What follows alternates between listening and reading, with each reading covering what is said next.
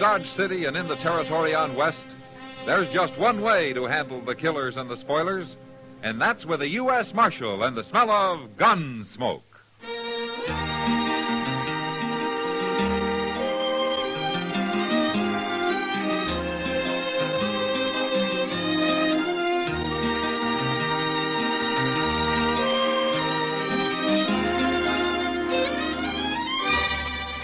Gunsmoke, starring William Conrad. The transcribed story of the violence that moved west with young America. And the story of a man who moved with it. I'm that man. Matt Dillon, United States Marshal. The first man they look for and the last they want to meet. It's a chancy job, and it makes a man watchful. And a little lonely.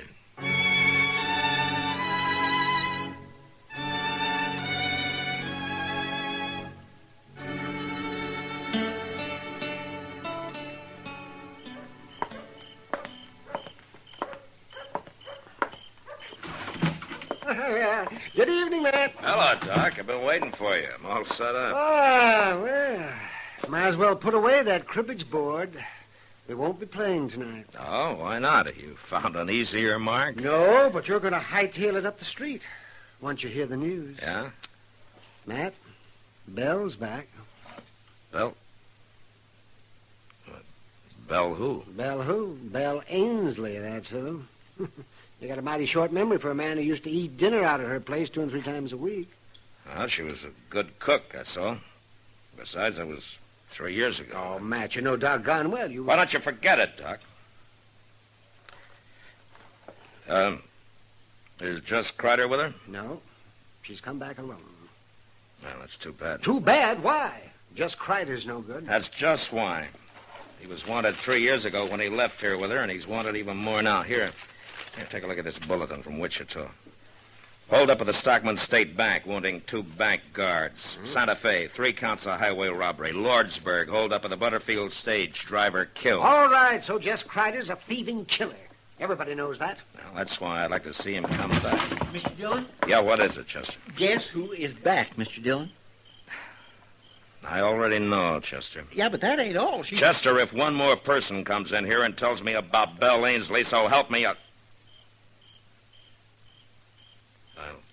You're what, Matt? Belle. She was right outside, I was going to say. Well, come on. Come on, Chester. I'll buy you a beer. Well, Gosh. Well, I'll see you later, Mr. Dillon.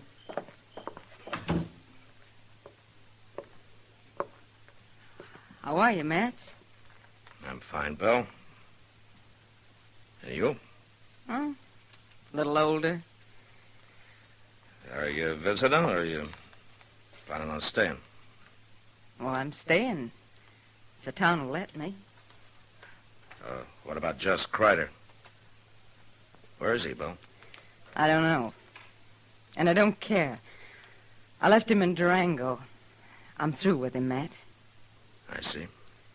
I want to stay here with my father. He's getting old, and my kid sister, Phyllis, well, she's grown into a young woman since I went away.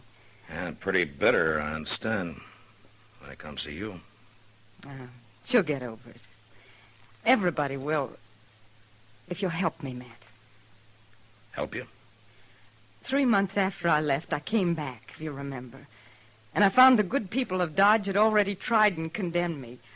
What could I do but go back to Jess? Well, you chose to run off with him in the first place. Shucks. Who knew whether I had? Who bothered to ask? You? Anybody? What are you saying? Matt, I rode out of Dodge, thrown across the back of Jess Kreider's saddle, with a gag in my mouth and my hands tied. Oh. Why didn't you tell somebody that? Who'd have believed it? Yeah, but he didn't keep your hands tied for 3 years, Belle. Matt, a woman has to have somebody. Somebody who wants her. And nobody here did. As bad as he was, Jess was my man. Yeah. What do you want me to do, Belle? Just tell people, that's all. If you believe me. Just tell them how it happened.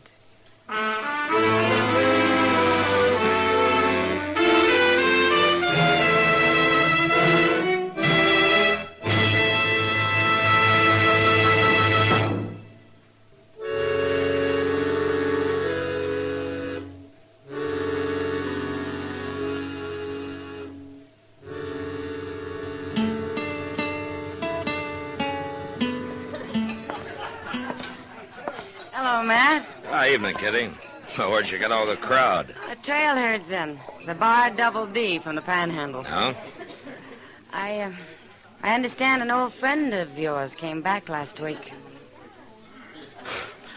You know, a man tips his hat twice to a woman around here, and he's married. Is that really all you did, Matt? Tip your hat twice? Yeah, just about. Have you talked to Belle? Well, in passing. I heard a story. You believe it, Matt? That's possible. It's the kind of a thing Just Kreider would do. I don't know for sure. Well, if it did happen that way and she's left him for good, then I guess maybe she's got some sympathy coming to her. Yeah. She sure didn't get much at home. What do you mean? Well, she moved back in at the ranch. Yeah, so I heard.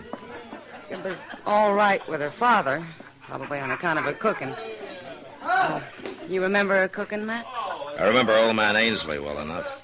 He worked both those girls half to death. Well, anyway, I guess her sister really raised Cain. Well, I figured that'd happen. She's hated Belle ever since the night she ran away with Kreider was taken away. But I didn't think she'd carry it so far. Now, what do you mean? Phyllis left the ranch yesterday and moved into town, Matt. She's got a room over at the Dodge House. What? Uh-huh. A 15-year-old kid living here alone? Yeah, I know. I'll go see her and talk to her, Kitty. But I don't think it'll do any good.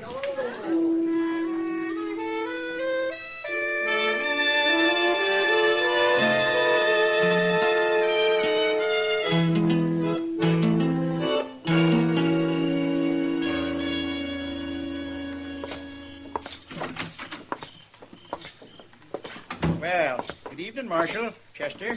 How are you, Dovey? Some of my guests been kicking up their heels, have they? Dovey, I understand that the youngest Ainsley girl, Phyllis, took a room here yesterday. Is that right? Yeah, she certainly did. Wanted to get away from that environment, I reckon. I can't say I blame her, Marshal. I know if my sister'd been cavorting around for 3 years with a cutthroat like Jess Kreider, Dovey, would you mind telling the girl that I'd like to talk to her? Well, I can't very well do that, Marshal. Oh, why not? Because she up and left this evening. What? Yep. I've already let the room to somebody else. She said she was leaving the country and wasn't coming back. Leaving the country? Well, was she alone? Well, now, she walked out alone, but I kind of had the impression there was some man waiting for her outside. And you let her go? Well, there wasn't nothing I could do about it. Well, you could have told somebody, her family or me. She's only 15, Dovey. Well, that's growed up the way I look at it. Anyway, I figured it's just another case like our sister Belle. And it sure ain't none of my responsibility.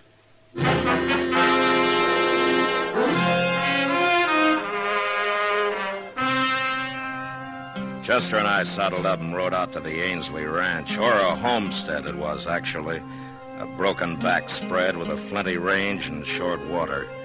When we got there, we sat and talked with Belle and her father, all polite and formal-like, and nobody saying much of what they meant. Chester kept looking at me funny because I didn't mention young Phyllis, but I'd decided against that 2 minutes after we walked in. And I still hadn't said anything when we left. Belle came out into the yard with us. It was nice of you to ride out, Matt and Chester. Well, Nobody else from town's even been near the place. Yeah, they're slow people to change, Belle. It takes them a while, I guess. They got to get over feeling kind of awkward around you, I guess. Well, it's not only the outsiders who feel awkward around me. Oh? Well, I guess you wondered where Phyllis was. She's moved out, Matt. She took a room in town. Well, she'll get over it. A girl can be pretty flighty at that age. I suppose so. Well, thanks for coming out. Sure. You ready to ride, Chester? yes, sir. We'll see you again, Belle. I hope so. Good night, Matt. Good night, Chester. Good night. Mr. Dillon, you didn't say one word about Phyllis. Wait a minute, Chester. We're going to ride away from here now, but we're coming back later tonight. What? Didn't you notice how they acted? Old man Ainsley was scared to death, and Belle was jumpy as a young colt. Well, I did notice that, but... Belle didn't come back home alone, Chester. Just Kreider's around somewhere. You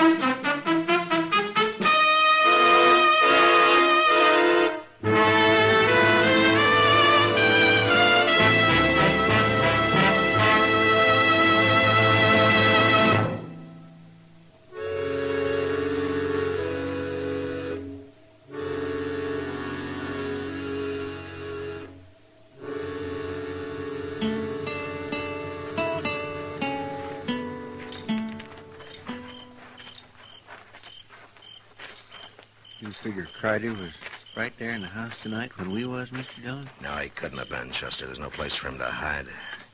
Probably holed up in the barn. We'll look there first. Yes, sir. There's a lantern burning inside. Yeah. Now, you wait here and keep me covered. I'll edge up to the door and then go in fast. Yes, well, now, you be careful.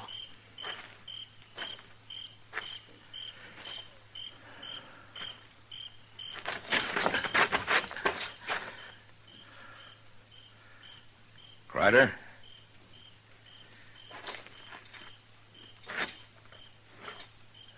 Jess?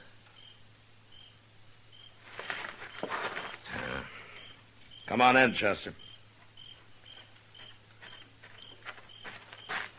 He ain't here? No, but he has been. You see that blanket on that straw there? It's made up for a bed. Well, maybe he's up at the house now. I don't think so. The only horse in here is that old Spavin mare Ainsley uses on the buckboard. Jess Crider'd have the best mount he could lay his hands on. Maybe the two of them got spooked up and made a run for it. Well, maybe, but I don't think so. Get your hands up, Matt. Well, You too, Chester. Oh, Jess? Jess? Forget it, Belle. He's too far away by now to hear you. What are you talking about? Well, take a look around. Didn't you have a couple of horses in here? Sure we did. Now, don't move. Either one of you. They're gone. Jess! Jess! You might as well save your breath, Belle. He took both saddles and the packs. You know where he went? Well, I can guess. Where? When's the last time you saw him this evening? Just before dark. I brought him out some coffee. He said he was going to try to sleep. Matt, where'd he go? Tell me. There's not much point in holding a gun on us. Not now. Stay back, Matt. Let's have it, Belle. No. Thanks. well, now, a man can breathe a mite easier without that thing staring him in the face. What's happened to Jess? Tell me. What do you care? You've left him, haven't you? You said you hadn't. Oh, I only came and told you that so you wouldn't get suspicious. Jess caught a bullet in that hold-up at Elko. It was bothering him some, and we had to find a place to stay for a while. So you brought him home to the family, huh? And in less than a week, your kid's sister ran away from home. She didn't run away. I sent her into town. And why? What's the difference why? Because Jess was bothering her, is that it? What are you saying? He's always been known for it, Belle. Was that the reason? All right, that was a reason. She's my sister, Matt. And she's only 15. And Jess is your man, huh? Isn't that what you told me when you came to my office? Sure, that's what I told you, but never mind that now. I want to know what's happened to Jess. The same thing that happened to Phyllis, I guess. She checked out of the Dodge house this evening, Belle. Said she was leaving the country for good. What? A man was waiting for her outside. And Jess Crider left here with 2 horses. Get him, Matt. Go after him and get him. You know where he might be. Of course I know. I know everything about him. I've had 3 years to learn, haven't I? All right, then where is he? He'll only ride at night. He'll stop at sunup. There's an abandoned shack about a mile west of where Little Deer Creek runs into the Arkansas. Yeah, I know the place. Well, that's where he'll be. We've used it before. We stopped there on our way in. All right, Belle. That business about your hands being tied, being thrown across the back of Crider's saddle. That part was true, Matt. All right, Belle. Come on, Chester, let's ride.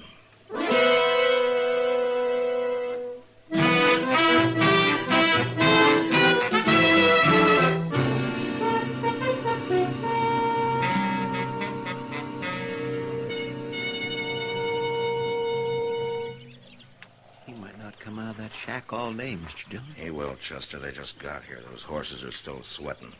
He won't leave them standing there saddled for long. It wouldn't be too hard a chore to slip up through that plum thicket there at the back. No. If he fights, I don't want the girl in it. We'll just wait till he comes out. Doggone if I can understand women at all, Mr. Dillon. I've had the same trouble myself a time or two, Chester. But why would that nice young girl want to go running off with a murdering outlaw like Jess Kreider? Maybe it's more a matter of hitting back at her sister. She's let her hate for Belle build up till it's driven her half crazy, I guess. Somebody's coming out. It's him. Yeah. Easy now. We'll just let him get clear of the cabin. You stay down now. All right, hold it, Kreider. You're under arrest. He's going for his gun. Have it your way.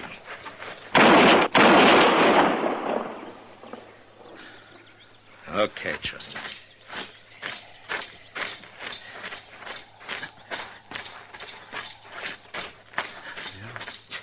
It looks like maybe he got out of hanging. Yeah. You killed him! Marshal, you killed him! Why? Do you know what you've done? I know, Phyllis. Oh, no, you don't. Yes, I do. I've kept you from making an even bigger fool of yourself than you already have. Oh, what are you saying? I love him. We were going to be married. Well, we were. Phyllis, you better go home and talk to Belle about that. Oh, Belle, I'll never say a word to her again as long as I live. Now, you listen to me, Phyllis. You got to get rid of that hate of yours. If you don't, it's going to ruin your life for good. Now, you go home and you talk to Belle and you listen to what she's got to say before you judge her. No, I won't go back. Yes, you will. I can't. Not now. Nobody will ever know about this, Phyllis. I promise you. Jess Kreider was alone when I found him. Now, there's your horse. And he's still saddled. I can't. I don't want to. I know what you need, young lady. You see that plum bush over there? Well, I'm going to cut me a switch off of that, and if you're not out of here in 1 minute, Oh, you wouldn't. Oh, I wouldn't, huh? Well, you just watch me.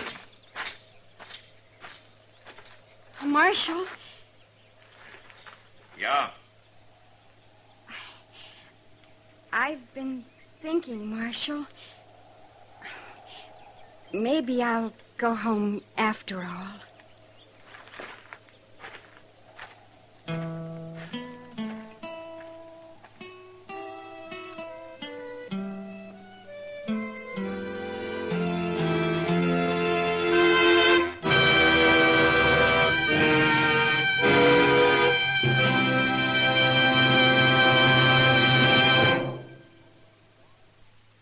And now, William Conrad. You know, when men on the frontier were able to prove up some good land, they were usually content.